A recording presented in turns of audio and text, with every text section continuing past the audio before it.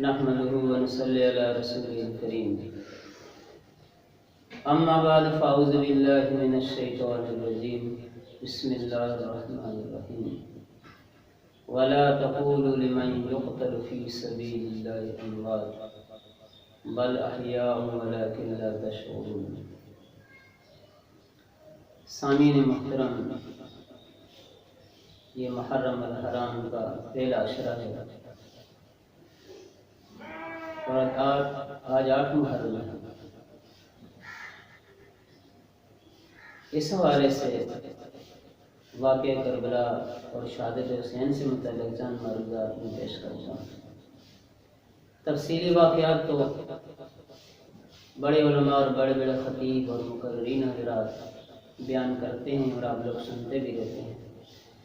मुझे इस वक्त वाक़े करबला की तफसीलात बयान करना मकसूद नहीं है, बल्कि वाक़े करबला को मुख्तसर अंदाज से उसकी असल हकीकत को अर्ज़ करना मकसूद है कि वाक़े करबला क्यों पेश आया, इसके महरिकात या इसका पस मंज़र क्या है। तो मुख्तसर ये है कि जब यजीद की हुकूमत बन गई तो अक्सर सहाबा ने तो उसकी हुकूमत को तस्लीम कर लिया, चाहे खुशी से किया चाहे ना चाहते हुए कर लिया, किसी मसलहत के तहत किया। लेकिन 5 सहाबा वो थे जिन्होंने यजीद की हुकूमत को तस्लीम नहीं किया था, लेकिन उन्होंने उस के मद्दे मुकाबल भी नहीं आए, उससे टक्कर भी नहीं ली, बल्कि एक साइड पर हो गए। वो 5 हज़रात कौन थे? एक हज़रत अब्दुर्रहमान बिन अबी बकर रज़ी अल्लाह अन्हुमा, यानी अबू बकर सिद्दीक़ के बेटे हज़रत अब्दुर्रहमान, दूसरे अब्दुल्ला बिन उमर, तीसरे अब्दुल्ला बिन अब्बास, चौथे अब्दुल्ला बिन ज़ुबैर और 5वें हज़रत हुसैन रज़ी अल्लाह तआला अन्हु। ये 5 किबार सहाबा मसूद शुमार होते थे। यानी वैसे तो बड़े सहाबा दुनिया से चले जा चुके थे, ये छोटों में थे, लेकिन अब इस वक्त मौजूदा सहाबा में ये बड़ी उम्र वाले और बुजुर्ग सहाबा थे। इन्होंने यजीद की हुकूमत को तस्लीम नहीं किया इसलिए कि वो इसका अहल नहीं था, उसका किरदार अच्छा नहीं था, लेकिन ये साइड पर हो गए, इन्होंने उससे कोई टक्कर भी नहीं की।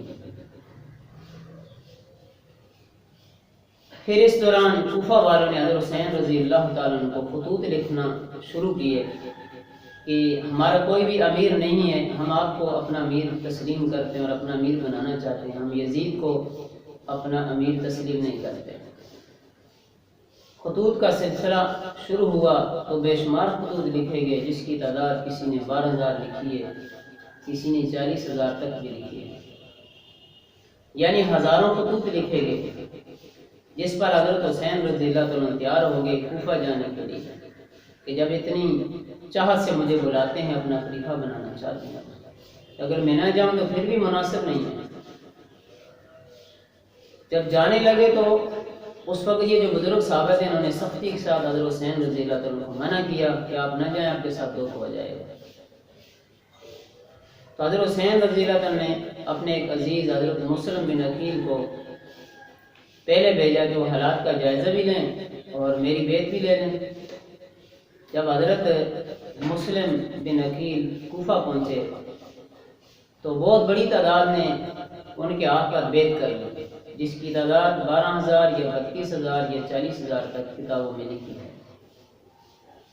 इतनी बड़ी तादाद में लोगों ने हज़रत मुस्लिम बिन अकील के हाथ पर हज़रत हुसैन रज़ी अल्लाह तआला की खिलाफत की बेत कर लिया। उन्होंने देखा कि हालात साज़गार हैं, लोग हमायती हैं। उन्होंने एक कासिद के जरिए से पैगाम भेजा हज़रत हुसैन रज़ी अल्लाह तआला की तरफ कि हालात साज़गार और मुवाफ़िक़ हैं, आप आ जाएं। हज़रत हुसैन रज़ी अल्लाह तआला वहाँ से चल पड़े, अपने घर और ख़ानदान के अफराद को लेकर। ये रास्ते में ही थे, उधर जब यजीद को पता चला मुल्क शाम में कि मक्का के कूफा के हालात तो बदल गए हैं, वहाँ तो हज़रत हुसैन रज़ी अल्लाह तआला की बेत ली जा रही है और मेरे मद्दे मुकाबल हुकूमत बनाई जा रही है। तो वहाँ का जो गवर्नर था नुमान बिन बशीर, वो बड़े नरम मिजाज नरम तबीयत भी थे और हज़रत हुसैन रज़ी अल्लाह तआला के हमायती थे, उनसे मोहब्बत रखने वाले थे। इसलिए यजीद ने उस गवर्नर को तब्दील करके अब्दुल्ला बिन ज़ियाद को गवर्नर बना करके भेजा جو انتہائی سخت مزاج انسان تھا، اس کو گورنر بنا کے بھیجا۔ تو جیسے ہی کوفہ پہنچا اور وہاں کی جامع مسجد میں آیا تو اس نے اپنے منہ کو ڈاکوں کی طرح کپڑے سے ڈھانپا ہوا تھا، نقاب کیا ہوا تھا۔ پہلے تو لوگ اس کے ارد گرد جمع ہو گئے، وہ سمجھے کہ حضرت حسین بن علی آئے رضی اللہ تعالیٰ عنہ۔ جیسے ہی اس نے منہ سے نقاب کو ہٹایا تو دیکھ کر حیران ہو گئے۔ اس نے پھر وہاں خطاب کیا، لوگوں کو ڈرایا دھمکایا، تو آہستہ آہستہ لوگ کھسکنا شروع ہو گئے مسجد سے۔ وہ ہزاروں کا مجمع آہستہ آہستہ نکلتے نکلتے نکلتے وہ چند افراد رہ گئے، اور اخیر میں وہ چند افراد بھی نہ رہے، حضرت مسلم بن عقیل اکیلے رہ گئے، اور اس نے سخت احکامات جاری کر دیے۔ بالآخر حضرت مسلم بن عقیل کو محاصرہ کر کے شہید کر دیا گیا۔ جب یہ شہید کر دیے گئے تو ادھر حضرت حسین رضی اللہ عنہ کو کسی اور نے پیغام پہنچایا یا انہوں نے پہنچایا، وہ بھی راستے سے آ رہے تھے کہ بھائی مسلم بن عقیل شہید کر دیے گئے، حالات بڑے ناسازگار ہیں، آپ واپس چلے جائیں۔ اس پیغام کے پہنچنے پر حسین رضی اللہ تعالیٰ عنہ نے واپسی کا ارادہ کر لیا، لیکن حضرت مسلم بن عقیل کے جو صاحبزادے تھے، دوسرے حضرات تھے، وہ بضد ہو گئے کہ نہیں بھائی ہم نے ان کا بدلہ لینا ہے۔ عربوں کے اندر یہ بات ایک غیرت اور حمیت والی ہے، انہوں نے کہا ہم ان کا بدلہ لیے بغیر واپس نہیں آئے۔ حضرت حسین رضی اللہ عنہ نے سوچا یہ جب گھر سے میرے ساتھ نکلے تھے، اب ان کو اکیلا چھوڑ کر میں واپس آؤں تو یہ مروت کے خلاف بات ہے، چلو ان کے ساتھ ہی چلتا ہوں جو اللہ کو منظور ہو۔ تو سفر کو جاری رکھا۔ ادھر سے عبداللہ بن زیاد نے کوفہ سے ان کا راستہ روکنے کے لیے اور ان کو گرفتار کرنے یا بیعت کرنے کے لیے اپنا لشکر 4000 کا لشکر بھیجا، حر بن یزید کی سرپرستی میں۔ میدان کربلا میں دونوں گروہوں کا کافروں کا آمنا سامنا ہوا، آپس میں مذاکرات ہوئے اور بات تقریباً حل ہونے کے قریب پہنچ گئی کہ پیچھے سے ایک دوسرے آدمی کی سرپرستی میں مزید افراد بھیجے، وہ بھی کچھ نرمی برت رہے تھے اور مذاکرات میں مسئلہ تقریباً حل ہونے کے قریب تھا۔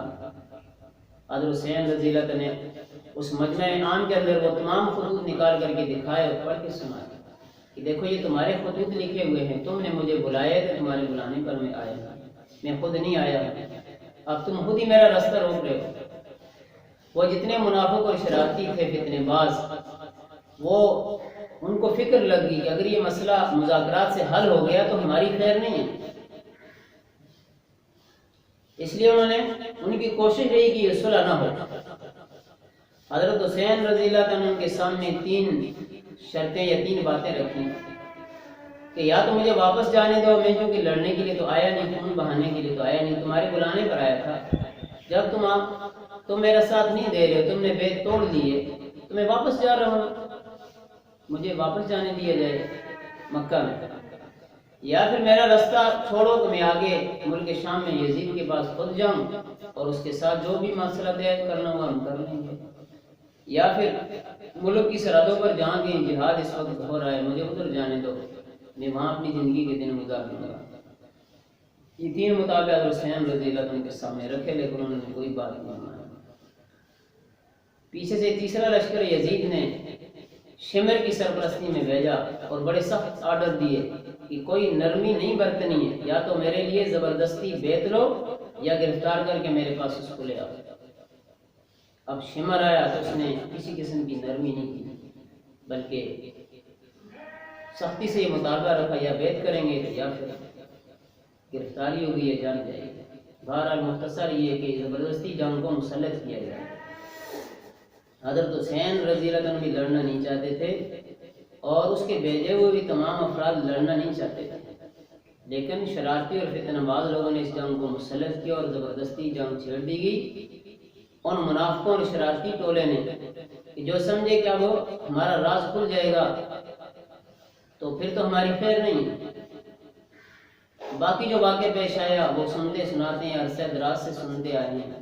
جو دردناک کہانی پیش آئی، جو ظلم ہوا، اس سے تو کوئی انکار ہی نہیں ہے، یقیناً یہ بہت بڑا ظلم ہوا، بہت بڑا سانحہ پیش آیا۔ اب اس میں چند ایک باتیں مزید عرض کرنے والی ہیں۔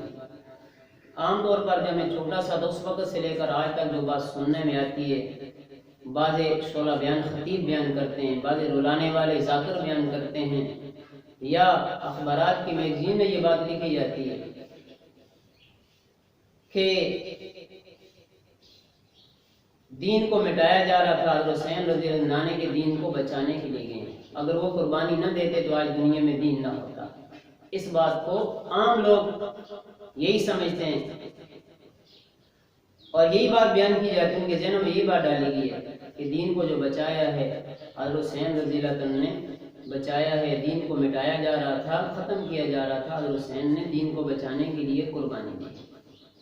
حالانکہ جو واقعہ میں نے 60 لفظوں میں آپ کے سامنے بیان کیے، تفصیلاً تمام فرقوں کی کتابوں میں لکھے، حتیٰ کہ خود شیعہ کتب کے اندر بھی بات لکھی ہے۔ حضرت حسین رضی اللہ عنہ وہاں سے لڑنے کے لیے نہیں نکلے، اس لیے دیکھو وہ گھر سے کوئی جوانوں کی جماعت فوجیوں کو لے کر کے نہیں نکلے، مجاہدوں کو لے کر کے نہیں نکلے، بلکہ گھر کے افراد جس میں معصوم بچے اور عورتیں بھی شامل ہیں ان کو لے کر کے نکلے۔ اور اس وقت کے جو کبار صحابہ تھے انہوں نے حضرت حسین رضی کو روکا ہے، منع کیا ہے۔ اگر دین ختم کیا جا رہا تھا تو سارے صحابہ کا فرض بنتا تھا کہ حضرت حسین کا ساتھ دیتے اور سارے کے سارے مل کر کے یزید کے خلاف لڑتے، لیکن ایسی کوئی بات بھی نہیں کسی کتاب سے آپ کو نہیں ملے گی۔ الٹا وہ صحابہ حضرت حسین رضی اللہ عنہ کو روک رہے ہیں، منع کر رہے ہیں کہ آپ کوفہ نہ جائیں۔ یہ سارے حالات بتا رہے ہیں کہ حضرت حسین رضی اللہ عنہ لڑنے کے لیے گئے ہی نہیں۔ پھر وہاں جب میدان کربلا میں دونوں فریق آمنے سامنے ہوئے تو حضرت حسین رضی اللہ عنہ نے 3 جو مطالبے رکھے، وہ کیا رکھے تھے؟ مجھے واپس جانے دیے جائے، یا آگے شام میں یزید کے پاس جانے دیا جائے، یا مجھے کہیں سرحدوں میں جانے دیا جائے۔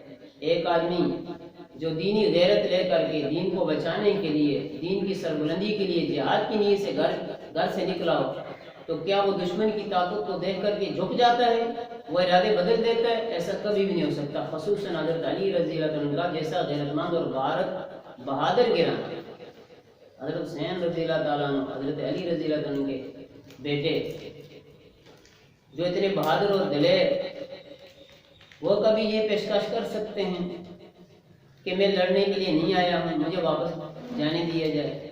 یہ سراسر غلط بات بیان کی جاتی ہے کہ دین مٹایا جا رہا تھا اور دین کو بچانے کے لیے قربانی کی گئی۔ وہ کوفہ والوں کے بلانے پر گئے تھے، انہوں نے بیعت کرنے کے لیے، اپنا خلیفہ بنانے کے لیے بلایا تھا، اور وہاں پہنچ کر کے انہوں نے صاف کہا میں لڑنے کے لیے نہیں، مجھے واپس جانے دیا جائے۔ لیکن افسوس ہے کہ ہم مسلمان کسی معاملے کی خود ریسرچ اور تحقیق نہیں کرتے، اس کی تہ تک نہیں پہنچتے، اصل حقائق کو معلوم کرنے کی کوشش نہیں کرتے۔ جو کسی سے سنا بس اسی پہ آمین کہہ دیا، اسی کو سچ سمجھ لیا، اس سے بہت ساری خرابیاں پیدا ہوتی ہیں۔ تو واقعہ کربلا کا اصل پس منظر یہ تھا کہ کوفہ والے نے بلایا اور دھوکہ دیا، اور پھر جو سازشی لوگ تھے انہوں نے اس موقع سے فائدہ اٹھایا، ان کی جو پلاننگ تھی وہ کامیاب ہو گئی۔ باقی یہ باتیں بیچ میں پروپیگنڈے کرنے یہ درست نہیں ہے۔ باقی اس کے علاوہ اس مہینے کے اندر ماتم کرنا یا مزید چند جو غلط رسومات ہیں ان کے لیے انشاءاللہ العزیز الگ سے ایک عنوان پر مختصر سی بات کروں گا کہ اس مہینے میں سوگ منانا، ماتم کرنا، اس کا شرعی حکم کیا ہے، یا چند جاہلانہ رسمیں جو ہیں جو ہم لوگوں میں رواج پا گئی ہیں ان کی شرعی حیثیت کیا ہے۔ اللہ تعالی ہم کو دین کی بات کو سمجھنے کی اور اس کے مطابق ہمیں توفیق دے۔